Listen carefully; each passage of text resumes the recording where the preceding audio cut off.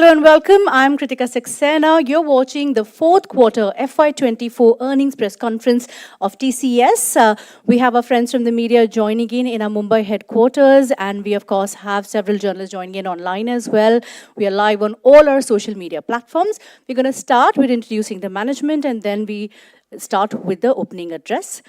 We have with us K. Krithivasan, MD and CEO, our COO, NGS, Samir Seksaria, our CFO, and Milind Lakkar, our CHRO.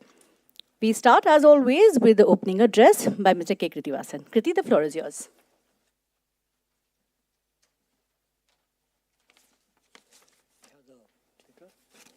You can use it.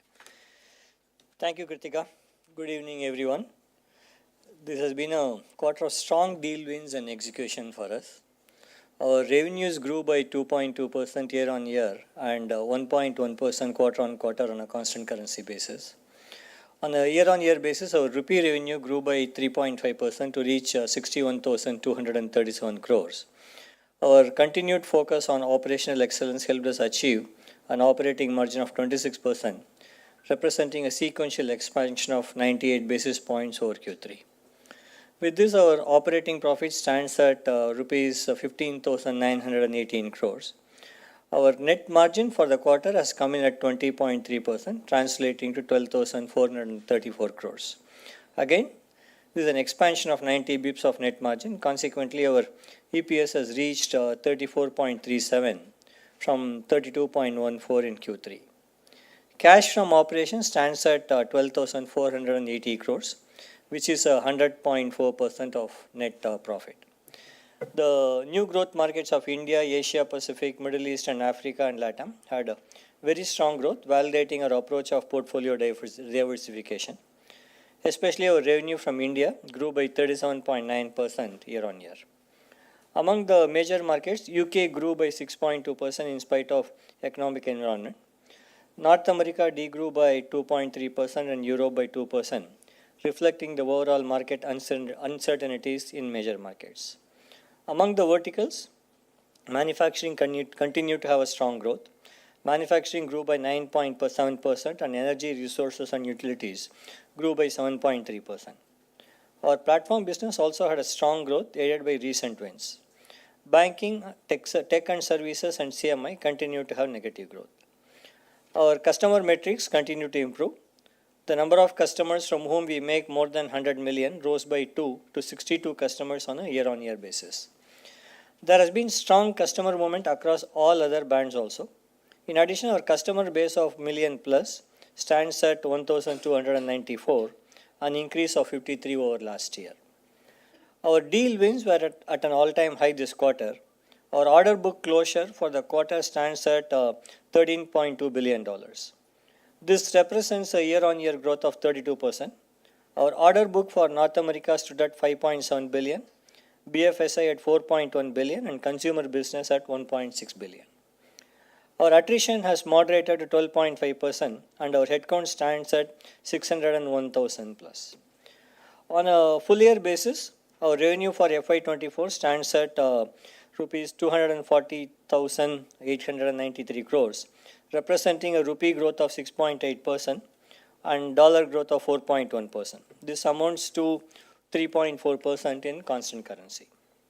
Our operating profit for the year is 59,311 crores at a full year operating margin of 24.6%. Our net profit for FY24 is rupees 46,585 crores at a net margin of 19.3%. And a full year EPS of 127.74. Cash from operations stands at 46,932 crores, which is 102.2% of the net profit. For the full year, UK grew by a healthy 10.1%, while North America and Europe were flattish at minus 0.2% and positive 0.7%. Reflecting the strong growth throughout the year, India grew by 20%, LATAM by 12.4%, and Middle East and Africa by 14.5%. Among the verticals, banking degrew by 1%, consumer business grew by 1.8%, and manufacturing by 7.3%. In the same period, life sciences grew by 4.8% and ERU by 12.6%. In FY24, regional markets, which includes our platform business, had a strong growth of 19.8%. The board has proposed a final dividend of 28 rupees, amounting to about 10,130 crores. This is in line with our practice of returning 80 to 100% of free cash flow back to our shareholders. Subsequent to the launch of our AI.Cloud business unit, we are seeing an increased traction in the marketplace. We have won more than 200 engagements in AI so far this year. The number of engagements going into production is steadily increasing. Our AI and generative AI pipeline has doubled in the quarter to $900 million. Our investments on research and innovation continues. For the full year, we applied for 735 patents and were granted 1,041 patents. As you all know, our COO would be retiring next month after more than 40 years of dedicated service to TCS. Many generations of TCSers, including me, have been mentored by him. He has donned many roles simultaneously during his long career and has been a pillar of support for many of us. On behalf of all of us at TCS, I would like to thank NGS for his leadership, support, and mentoring over all these years. We wish him all the very best. With that, I hand it back to Kritika and we'll open up for questions. Thank you, Kritika. Thank you. We'll start with our question and answers. So let's start with Anisha Jain from ET Now. Hi, good evening. Thanks, gentlemen. Let me take the liberty of reshuffling in which order we pose the question usually, because it's NGS's last earnings PC with us. NGS, this $13.2 billion blockbuster number of deal wins, was this like a farewell gift or a parting gift for you from the team? I would at least think so. So it's not going to be repeated next time? Because you won't be there, the farewell gift is done with? Is that what you're saying? No, I think overall, I think we are extremely happy with the way that the deal wins this quarter has panned out. Over the last 4 quarters, I think we look at about 45 billion plus. It's again an all-time high for TCS. So what's more important is, I think this 13 billion has come across markets, across industry verticals. It's very broad-based, so we're extremely delighted with that. Yeah. Extremely delighted with that, and thank you so much for being around for your entire wise words and sage advice that we've got from you all this time. So I think thank you from everybody in media here. Thank you. But let me just move on and pose the questions to Kriti as well. Kriti, North America, BFSI, they continue to decline. Any indication that it's bottomed out and from Q1 there will be a steady recovery? And if not Q1, maybe Q2 for sure? It's declined, but I would say it is a marginal decline. It's not a huge decline. So we believe that we are bottoming out. I don't want to call it like next quarter would be a blowout quarter or anything, but we should start seeing growth soon, because with a healthy pipeline for the last few quarters, we should start seeing growth. Okay, start seeing growth. That's the hope. Very strong showing on the margin. You're knocking at the door of your long-term guiding beacon of 26 to 28%. Was there any one-off here, or break it down for us what really worked for margins and what's the sustainability of that? Q1, of course, there'll be a wage hike impact, but after that? So at 26%, as you rightly said, we are touching the 26 or 28, which we have always believed in. And if you look at the 100 basis points improvement, breaking it down, disciplined execution, which was in spite of headwinds of 90 basis points coming in from higher third-party expenses and increased travel expenses, which was offset by 190 basis points coming in from bottoming out of subcontractor cost and productivity and utilization gains. No one-offs, and I think our focus will be to continue the operational rigor which we have set in place. And once the macro risks recede and growth comes back, that will only help us accelerate this journey. So risks more skewed on the upside than downside, right? Sorry? Risks are more skewed to upside than downside, the risks. The current macro risk is what I was talking about. Okay. Milind, we hear that you're back at the campus. Is that true? Could you confirm that for us? And would that mean that Q1 will be a positive headcount number then?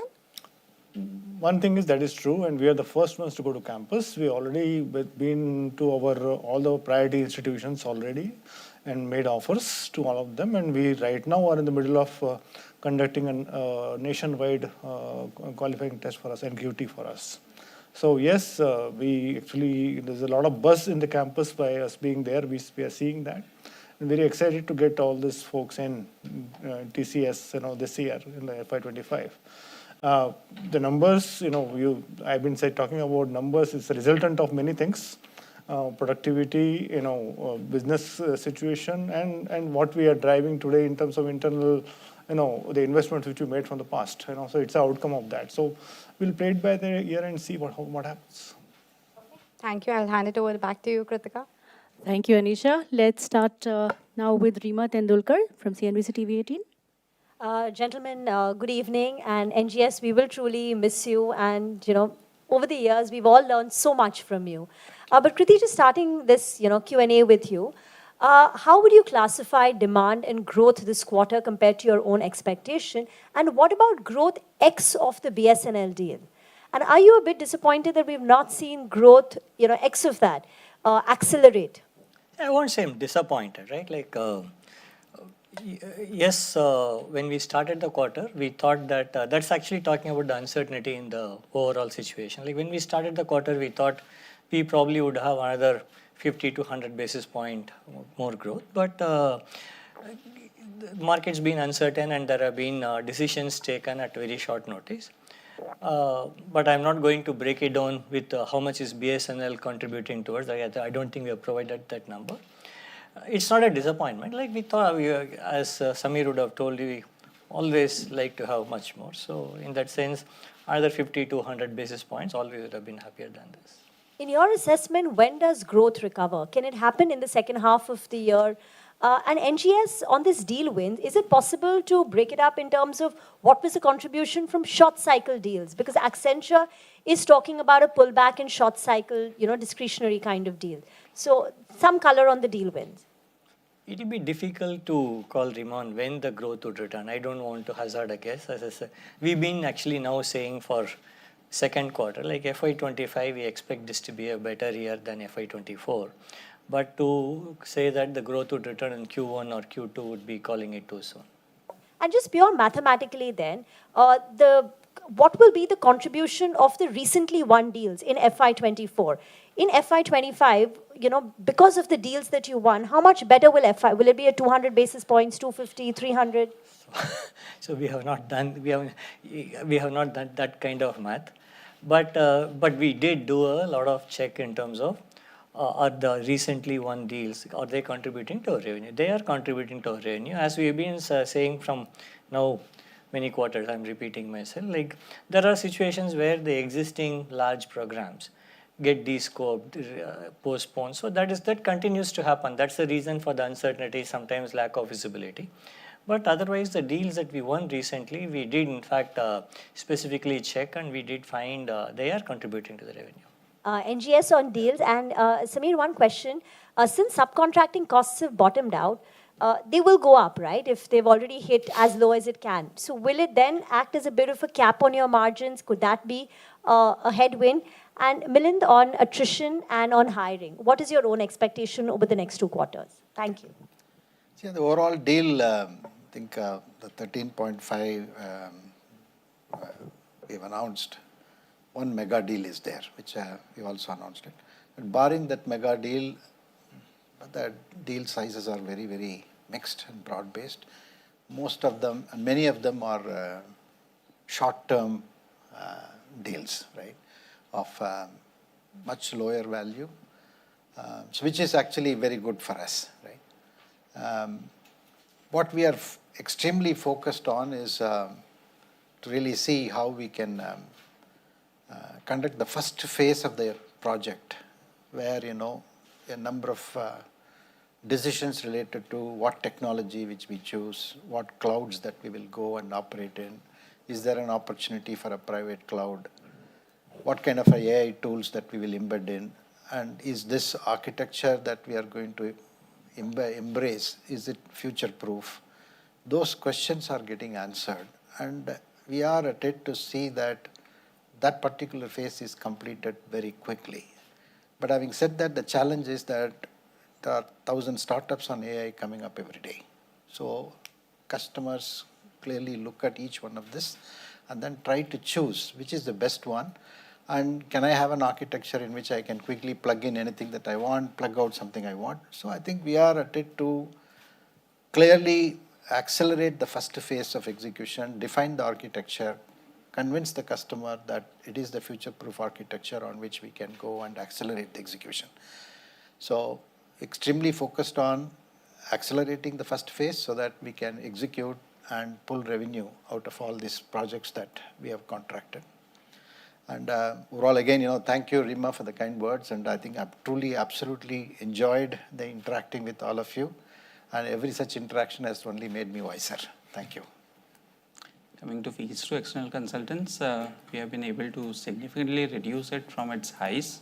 And even if you look at it from last Q4 to this Q4, it was upwards of 8% last year in Q4. We have brought it down to 4.6%. Yes, we believe it has bottomed out, and it's primarily linked to so we use business associates as a demand-supply mismatch.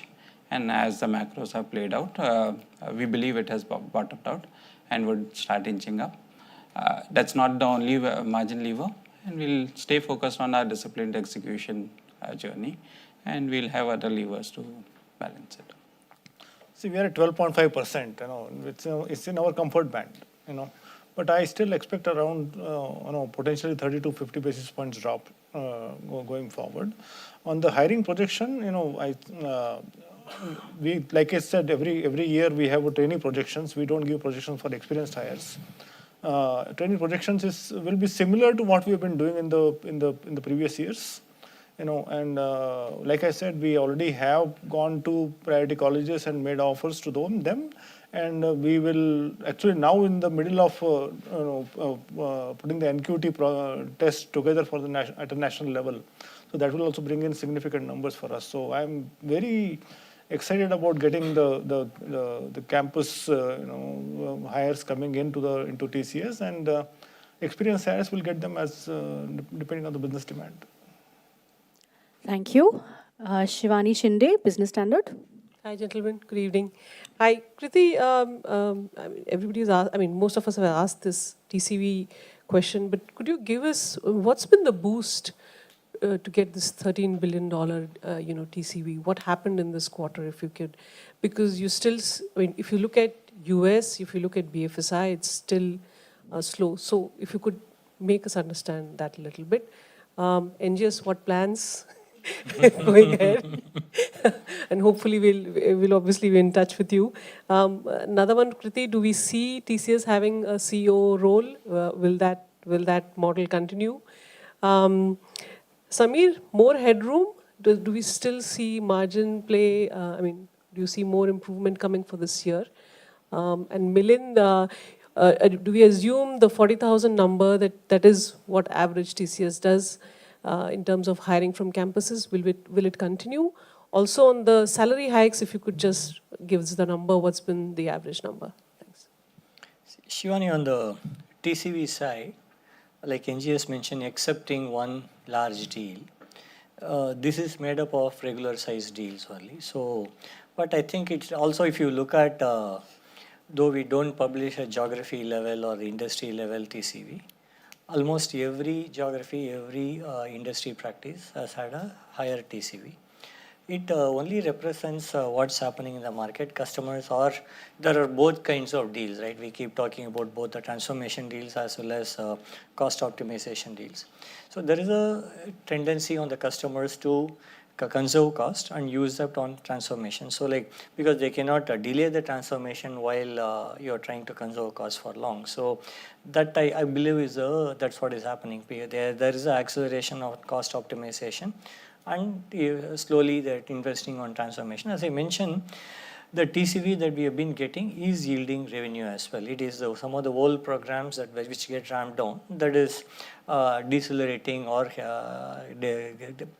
not helping us grow faster. So, but there is no specific one-off here on one specific what do you call, a theme that's driving the growth. But of course, as I mentioned, overall our Gen AI pipeline also has doubled. It's 900 million, but that's not the only reason for the growth. It's, I think, all-round customer interest in doing new things.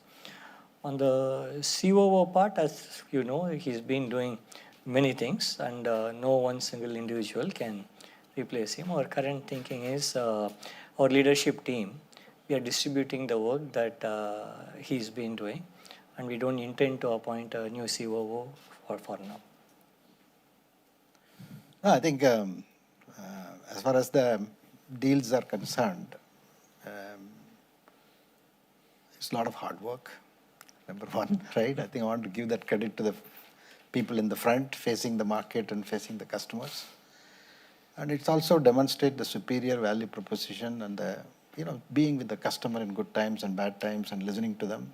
I think all that constitutes why we clocked 13.2 billion, of deals. As far as my plans, be the first one to chair TCS from outside. Yeah. So Shivani, on the headrooms, we'll always be happy with more. As we have said, we always believed 26 to 28 is where we need to operate in. If you look at where we are exiting right now at 26 is what we are very happy with. In the last 3 quarters, in each of the 3 quarters, we have been able to deliver sequentially almost 100 basis points in each of the quarters. So hope the journey continues. So we plan to get to that number, 40,000. We'll see how it goes, but that is the plan right now as we go. With respect to wage hikes, yes, I'm very, very pleased to announce wage hikes for everyone starting April. And the wage hikes will range from 4.5 to 7% depending on the performance, and then top performers getting double-digit hikes. Thank you. Tushardeep Singh from NDTV Profit. Hi, gentlemen. First of all, how are you seeing the ramp up of deals happening in the US at this point of time? Is the conversion still taking time from the signing of a deal to actual implementation? What are the kind of deals that are coming in? Are you targeting larger deals spanned out over several years, or are discretionary deals trying to come back at this point of time? What are the client conversations like in that case? A second question will be, your client mix, you have 62 clients in the 100 million band, that's only 2 up year on year, 139 in the $50 million band. So are you trying to target, what will be the target where you get at the clients at this point of time? Okay. No, I think I would say that deal ramp-ups, as I explained, I think there are deals of all sizes. And we see several small deals which need to be executed, let's say within a year, constitutes a good chunk, right? But having said that, customers want to make sure that the technology choices that they are making is the right choice. Second is, AI is something willy-nilly embedded into this whole thing, and there are larger questions to be answered in terms of what is it that will I use LLM, will I not use LLM? If I use LLM, will I put it inside, will I put it outside? So they're all very million-dollar questions that, there are no silver bullets at this point in time. So it takes time to do this, and we have to keep our options open and convince the customers that they have the ability to keep changing it as things get clearer. And that's what we are focused on, and we are executing it. There are multiple things, and we are extremely proud of the fact that, for example, how do we embed an algorithm in a smart contract in a blockchain? We got a patent for that. So we are embedding some of those things into our solutions. Type of deals are, for example, how do you quickly and optimize on the fly do pricing of products and assortments in a retail segment, or how do we help aircraft maintenance engineers to do their job a lot more swiftly and predictably. So many such use cases have come, projects are getting executed. So as far as the ramp up of the deals are concerned, it is contingent on the fact that the first phase, how can I quickly do and then get on with it. But the non-discretionary ones, there are no issues. We go and take it. If, especially on optimization projects that we are engaged with, whether it is from vendor consolidation or otherwise, we don't see a problem. We are able to ramp up to the pace at which the customer wants. And the discretionary spend, these are all the situations. See, on the client metric, we are quite happy. Like see, on a low growth year, we still able to get to 2 more customers in the 100+ band, and we also increased in almost all the bands. Okay, so we are quite happy with the client conversion. Thank you. Ashish from PTI. So this is a follow-up to your comment about short-term deals being good ones for the company. So in the pipeline which you see, has there been any change on what you are chasing more aggressively? Because the longer-term ones probably are not ramping up the way you would expect them to.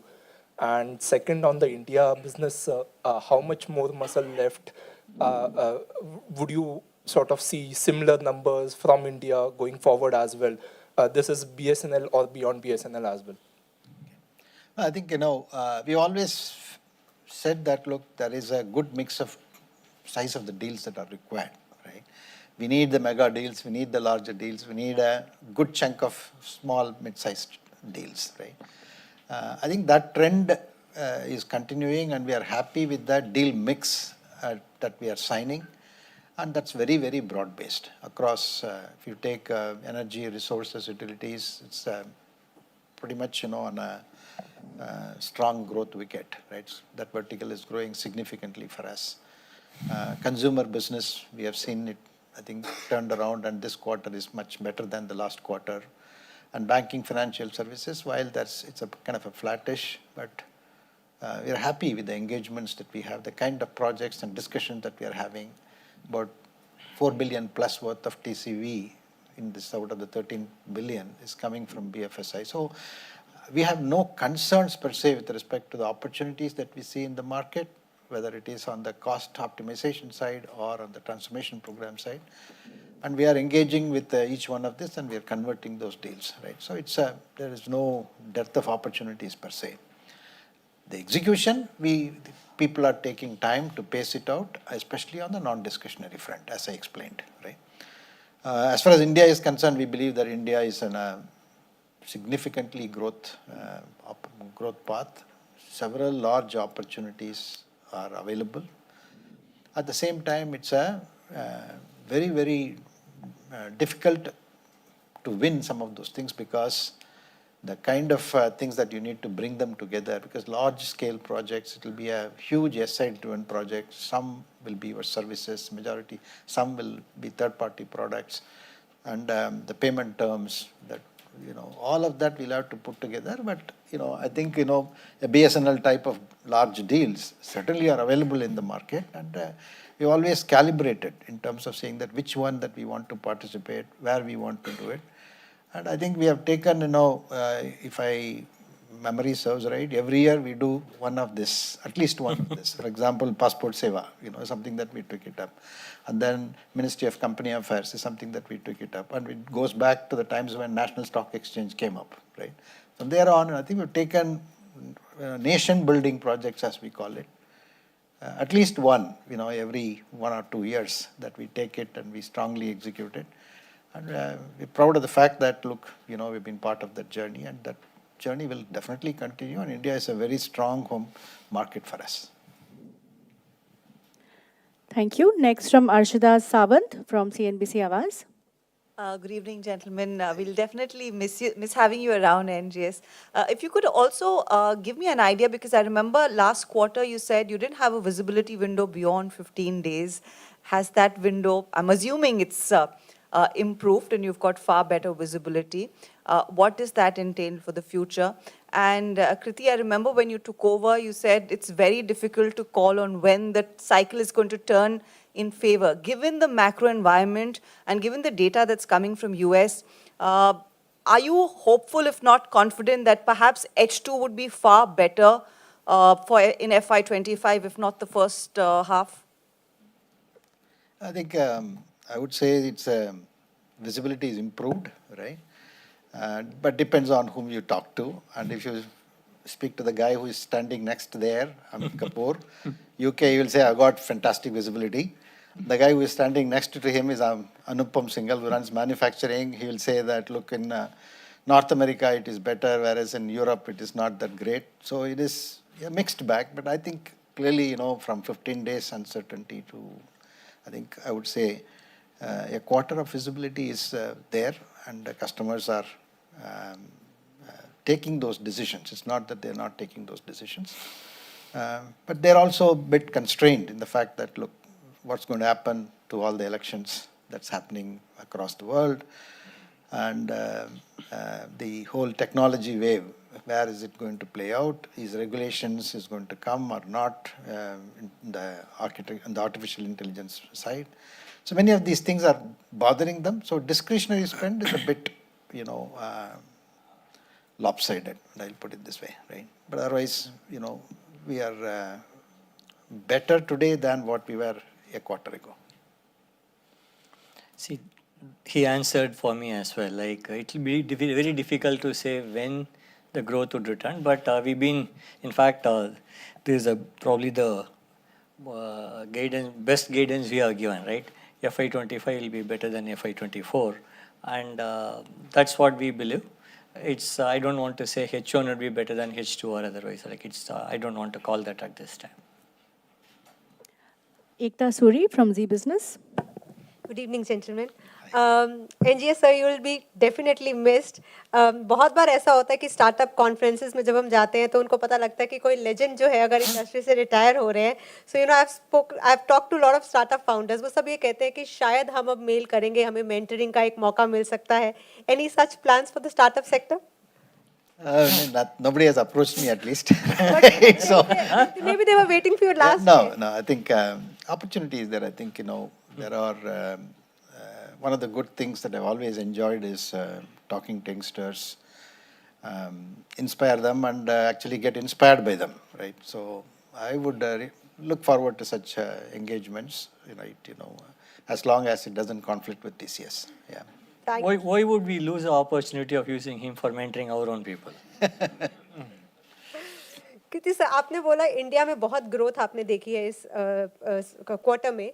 आप इसको आगे किस तरह से देख रहे हैं और कौन से सेक्टर से आप एक्सपेक्ट कर रहे हैं कि ज़्यादा डिमांड आ सकती है? And anything TCS is doing in these elections? See, for the election, in fact, we are actually doing work for the election commission as well. Like, but we don't do the voting machines or anything, but we do help them. But we do get involved in a lot of projects, and in multiple sectors, multiple government agencies, we are doing projects, and we do expect to get more projects from multiple agencies. Like he said, India is a phenomenal growth story, and what we do today in India is much smaller than what we think is an opportunity in this country. So we would continue to be very focused on this one. Thank you, sir. And Sameer sir, आप आगे और margins किस तरह से improve करने के बारे में आपकी क्या स्ट्रैटेजी होने वाली है आगे? And also is it true that I read somewhere that बहुत से ऐसे ग्लोबल ब्रांड्स हैं जो आउटसोर्सिंग में अब थोड़ा कम विश्वास रख रहे हैं और खुद का अपना डेटा सेंटर्स या अपने टेक सेंटर्स में ज़्यादा भरोसा दिखा रहे हैं? आपने ऐसा ट्रेंड देखा है मार्केट में? So ये ट्रेंड नया नहीं है. I am answering your second question first. But we have always coexisted and for over the years. Coming to on the margins, I think first what we have delivered we are very happy with. And incrementally with focus on disciplined execution, we can look at pyramid, productivity, utilization as the levers. And we believe pricing will be a lever to deliver incremental margins.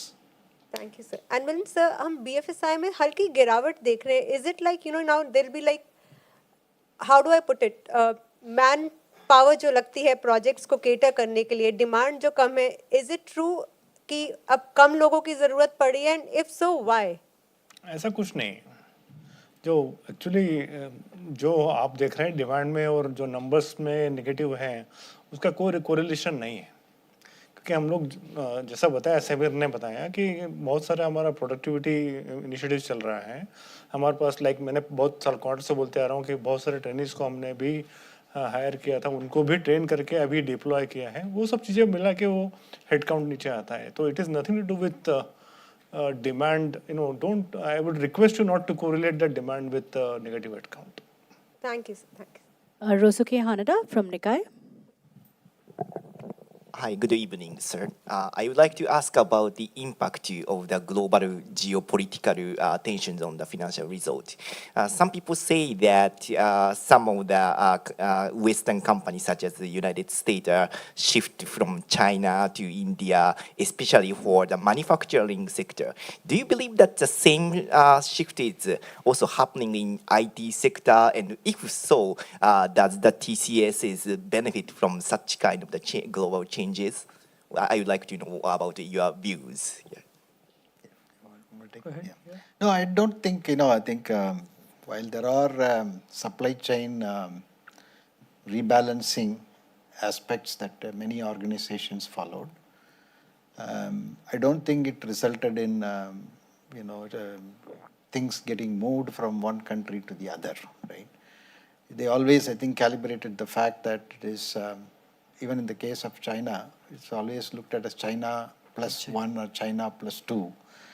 The whole idea was to make sure the supply chains become resilient, right? I think that has been the focus of, at least in our customer base, right? We execute projects in China. We have a strong development center in China. And for our international customers who are having operations in China, we continue to serve them out of China. I don't see any particular pattern by which I can conclude that things are moving from China to India or elsewhere as far as the IT industry is concerned, right? Varun Sood from Mint. Hi, gentlemen. Two questions, sir. In this year, 2/3 of your business has grown less than the company average of 4.1%. Depending on the numbers you share with us, geography-wise, domain-wise, and primarily much of the growth is led by India, regional markets, and platforms.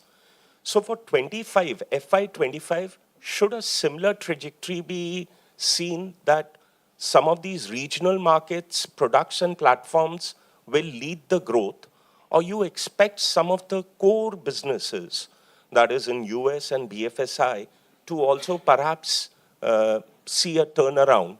And is that the reason why, which is giving you confidence that FY25 will be better than FY24? That's the first. The second question, sir, Milind just remarked that we should not look at demand with regards to employee headcount. But if we look at the last 7-8 years, hiring often becomes a leading indicator on a company's performance. This is perhaps the first time in the last 4 quarters, each of your 4 quarters, you've seen an employee reduction, the employee headcount. Yet your growth is a little better. Is this finally changing because at the base and the scale TCS is, that for TCS at least, the future growth will not be linked to headcount, or are we reading these numbers wrong? Thank you. The first question you asked about regional markets versus major markets. We do believe, first of all, the regional markets will continue to grow, and we believe they should play. Currently, the contribution of the regional markets or the non-major markets, if you can, is quite small. But we believe there's much greater potential in India, Latin America, and other markets, and we should continue to focus. So definitely that will be one important driver for our growth. But having said that, it's the confidence, the reason that we say FY25 would be better than 24 is also based on the fact that we believe the major markets also should start turning around sometime. Like, I don't want to say which quarter, but it's coming from both aspects. It's not purely based on the regional markets alone. The second one, what Milind talked about, is don't link it directly. Is also one, definitely there is, we continue to drive efficiencies, we continue to look at where we can better deploy our associates, and where we can take the trainees ahead of time.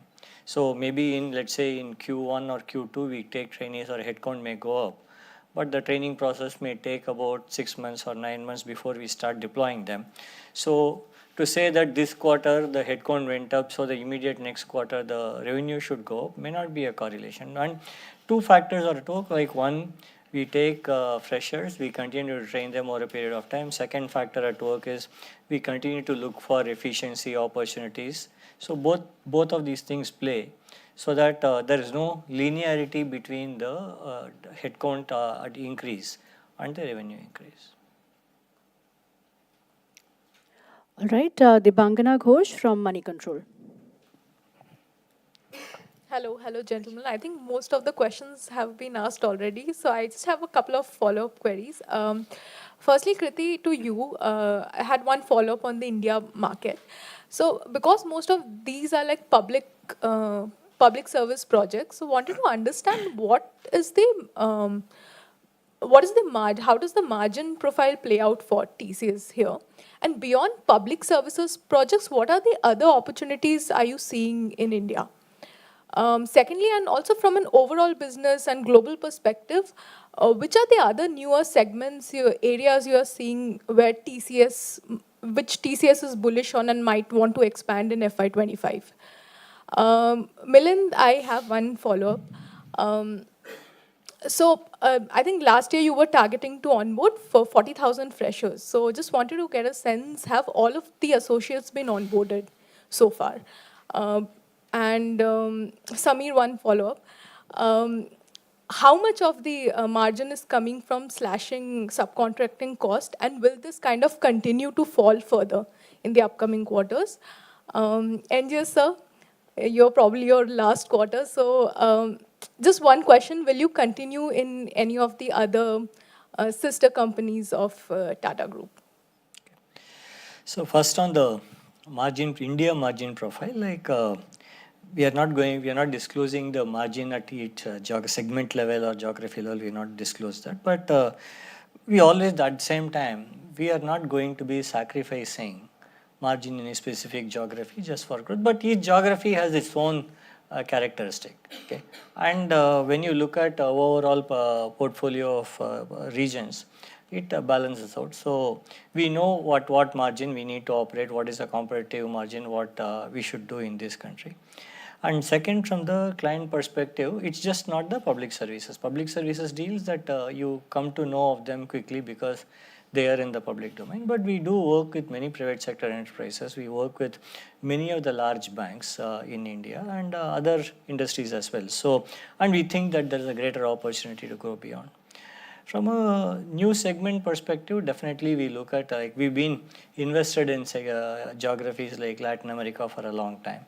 We've been invested in geographies like Middle East and Asia Pacific. We believe all these geographies, particularly all the emerging economies you see, are growing faster than the major economies. So it's an opportunity for us to participate in the growth of these all these geographies, and they are the ones that are looking for global capability and global best practices in each of them. So that's the way we are looking at the new segments. I had a follow-up, like overall also, which are the newer areas that TCS will be bullish on in FY25? Where do you see the business expanding? No, like as I said, definitely this year, if you look at the emerging markets, far outperformed the major markets.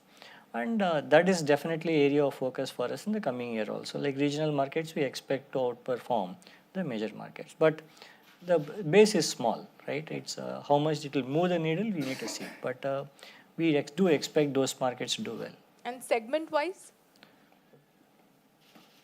Segment-wise, I don't think this itself is a lot of guidance for you. But yeah, I think we have onboarded most of the freshers this year, but there are few remaining which will, if not most, if not basically, will all the freshers remaining will onboard in this quarter. On the fees to external consultants, I think during the year we have been able to significantly leverage on that lever. And as I called out earlier, we feel we have bottomed out. It will still depend on how the overall scenario plays out during the year. But we have brought it down to a considerably low level, and we should see an uptick from here. As you know, I mean, this is not probably the last quarter. This is the last quarter, right? I'm playing some non-executive role in a couple of other companies, as you may know, and all at the pleasure of the group. Okay. We'll now go to the online journalists who've been patiently waiting by. So we'll start with Surbhi Agarwal from Economic Times. Surbhi, you can switch on your audio and video and ask your question. Thank you, Kritika.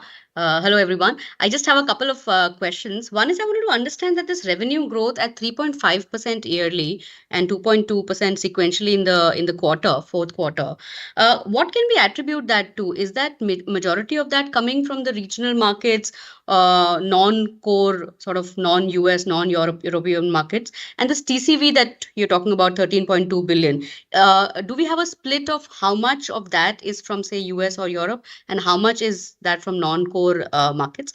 Could you explain that to us? And also, we haven't heard on really what is your outlook on BFSI and US. If you could just talk a little bit about what are clients saying in these markets, what are the broad trends, what can we expect in 25? It'll help me understand the year better. I have a couple of more questions. I'll pause here.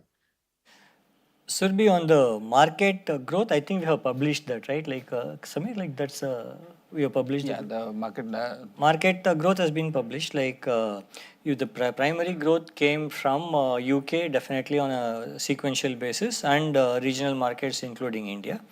And I think North America was mildly negative and or negative, right? North America was marginally flattish, and Europe was also negative.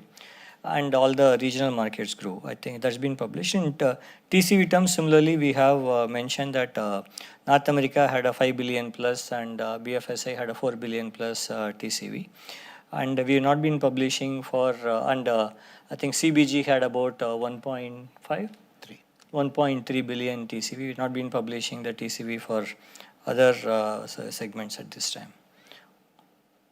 Okay, but Kriti, can you give us a sense of where are a maximum of these deals coming from? Like you said, let me word it like this. You earlier spoke about your regional market strategy. Is that paying off in these tough times when growth is hard to find in your key markets of US and Europe? Has your regional strategy played off in growing at such a tough time for the industry? See, definitely when you see a 20% or 30% kind of growth, you see that it is supporting our overall growth in a tough environment. But as I said, the base is small, so it cannot move the needle very much. But it provides a support at of this one. You can, looking at the number, you should be able to decipher. Like at the 1.1%, maybe about 0.5, 0.6 could be contributed to the regional markets. So you can do the math, or I can do the math. It's not complex. From a TCV perspective, definitely it's coming a lot from the major markets. There would be some contribution also from we do have some interesting deals coming from Asia Pacific and Middle East Africa, but a significant portion still continues from the major markets. Sure. And on BFSI in North America, would you want to just comment a little bit about what are you seeing, the key trends that you're seeing? We've been seeing they say it's not that they're hugely negative. They've been sort of flattish, both BFSI and North America. So we do expect them to turn around. But I don't want to call it whether in Q1 or Q2, but we do expect them to turn around sometime soon. All right. Thank you, Surbhi. Kritika, just 1 second. I have a couple of more questions. I wanted to know how much is the sequential increase in revenue for Q4? And also, I think the operating margin has come at 26%. However, net margin is at 20.3%. So what is the reason for this 6 percentage point decline? And how much is the net income grown sequentially? The sequential revenue growth is 1.1%. The Operating to net margin, I'll let Samir give you the data. So from Sure. operating to net, we have forex, other income, the treasury income, which are positives, and taxation, which is deducted from it, leading to the 20.3%. If you historically look at it, that would be the gap always, and taxation being the major reason. All right. Right. But Samir, when you say the margin is margin band is 26 to 28%, that would be of net income or of operating margin? Sorry, I lost you. As for EBIT, operating income. All right. Thank you so much and best wishes to NGS. Thank you. Next question from Sankalp Fartial from Bloomberg. Sankalp, you can ask your question. Go ahead. Sankalp, we don't have your audio. You'll have to switch your audio on. Okay, I think we have some issue with Sankalp's audio. We'll go to Sai Ishwar from Reuters. Sai, can you switch on your audio and video, please? Hi, gentlemen. Two questions. One quick question is that all the macros we are seeing is that we might see rate cuts this year, and even if you look at the global tech results of Google and Amazon, that they've improved. So what exactly is holding back the spending in terms of the US market? Is it because of the election year? Do you think once that eases out, some improvement would be there? And another question is that 900 million you had given on AI and Gen AI deals. I just want to know the nature of this. Is it eating into the core business of IT spending, or is it coming from the discretionary part? So I just wanted to know how Gen AI, will it become a separate revenue stream altogether, which will eat into the core revenues? Thank you. No, I'll answer the second question first, which is the AI deals. AI deals certainly are not eating into the other typical spend that we do. Most of the AI deals are typically embedded into the large transformation programs or efficiency programs that we undertake. I gave you certain examples like, for example, the pricing and assortment type of thing, or automated maintenance and generation of, let's say, three-dimensional models for home improvements. So many such projects are something we are undertaking. And they're all, focused small projects which are going to help make decisions and help improve the efficiencies at the customer side or at the internal departmental side, right? And as I always explained, the decision to employ AI or deploy AI into the front side, customer experience side, they are being under experimentation, but they are not deployed yet because of the issues related to how do we make things responsible and more authentic at the same time, whether it is regulated or otherwise, right? So first question you want to answer? What was that? What is the first question of yours, Sai Ishwar? Sai, can you take your first question again? Yeah, I just wanted to know, what is exactly holding back the spending in North America? We are seeing all the macros easing, but what are your clients saying? Is it because of the election year, probably why they're holding back? As I said, I think, the non-discretionary part of it, there is no holding back. I think we are all executing it. And likewise, if there is a vendor consolidation opportunities that we are bidding, they're all getting executed. They're all coming through, no issues. But discretionary spends, there are certainly things are being held back for reasons that you also highlighted, like it could be election, it could be wars, it could be others. But generally, I think these are the two geopolitical macro reasons. But at the same time, the decisioning on the architectures and how future-proof it is something that is holding back some of the, or delaying the spend on discretionary spend, right? All right. Last question then from Ayushi Kar. Ayushi, you can unmute yourself and ask your question. Ayushi Kar from Hindu Business Line. Am I audible? Yes, Ayushi, go ahead. Yeah. Hi, gentlemen. I have this question for NGS sir, particularly because he's leaving this quarter. I really wanted to understand uh, regarding the BSNL rollout and where we are at the moment. And as you hand the torch to the management, where do you see, um, uh, how do you how would you expect them to take it up going forward? Yeah, BSNL program is going well. I think we have installed close to about 10,000 towers worth of equipments. A good number of them are carrying commercial traffic. So we are slightly delayed to what we originally planned. But then, the opportunity is there to catch up, and then much of the validation, verification, integration with the Museum of Technologies that needs to be done is all been done. The coexistence of the new network with the existing 2G, 3G network, they're all validated, they're all working fine. Now we are at a stage where the opportunity is there to accelerate it. All the suppliers who are going to supply the antennas, digital microwaves, as well as the radios, they've all been secured, and they're all will be in place before the end of third quarter. And then afterwards, that we will take a quarter or two to complete the rollout, optimize the network, optimize the radios, and I think we are in a good place as far as the technology is concerned, completely indigenous technology, and it's comparable to some of the incumbent, and all the KPIs are being benchmarked by us, by BSNL, by everyone. So we're very proud of what we have accomplished as a team and as a consortium with CDOT and Tejas Networks and various others. It's been a phenomenal achievement to do something like this at this scale on a completely indigenous basis. Right.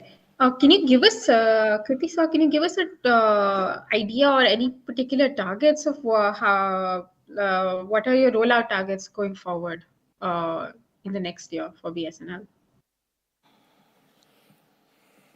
Yes. Am I audible?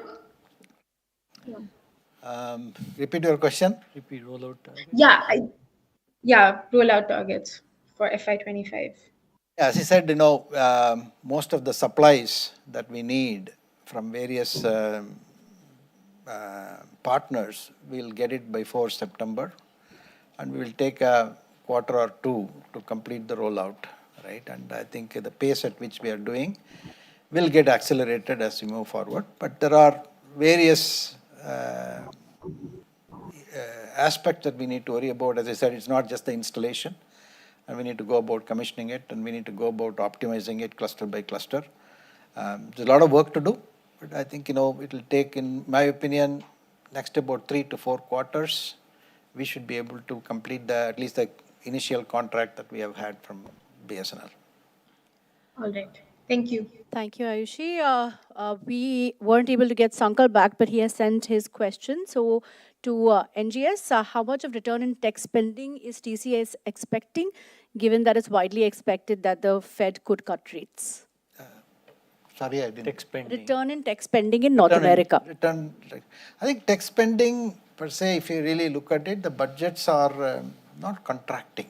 I'll put it this way, right? It's at the same levels as I see it, and in some cases it's increasing, and overall I think the pie in which they want to spend, if I really look at, there are clearly cybersecurity, supply chain resilience, AI related aspects. Payments is a big opportunity. Everybody is looking at payments rationalization, risk management, especially Basel III type of opportunities, and they are all looking at it. So there are pockets in which they all have earmarked budgets. They want to spend, they want to accelerate it. At the same time, the cloud journey is picking up pace, continue to pick up pace, and there is they all went in with one cloud, and now they are saying that, look, can I go and do a multi-cloud, and can I de-risk it?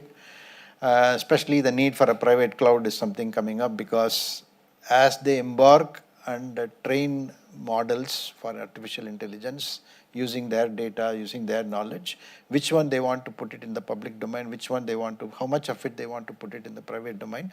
These are all the calibrations that are taking place, but I do not see fundamentally anything wrong with that technology spend. And if only, I think some of the macroeconomic situations improve, my own, predicting is difficult, but my own belief at this point in time is that tech spend should actually get increased. All right, and with that, we come to the end of this earnings press conference. Thank you so much for joining us. Have a nice Friday evening.